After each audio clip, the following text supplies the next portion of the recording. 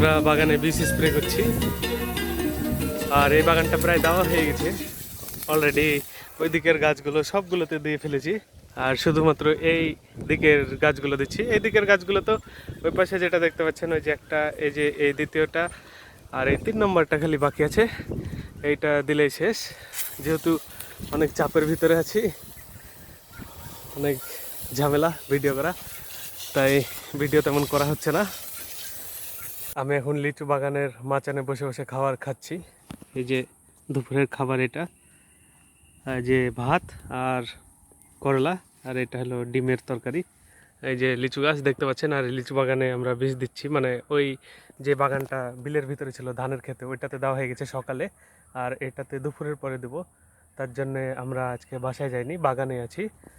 তো এটাতে এসে অনেকক্ষণ বসেছিলাম, দিয়ে ওই যে পানি লাইনের ব্যবস্থা করে, মানে পানি নিয়ে ওইখানে ড্রামগুলোতে ভরে রেখেছি। এখন খাবার খাইয়ে নিচ্ছি। খাবারটা খাওয়া হয়ে গেলে, রোদটা আর একটু হালকা হলে আমরা বীজ দেওয়া শুরু করব। আমরা আজকে চেষ্টা করলাম যে একদিনে 3 বাগানে বীজটা দিয়ে দিতে, এর জন্যে আজকে সারাদিন বাগানে, আর এভাবে খাবার খেতে হচ্ছে।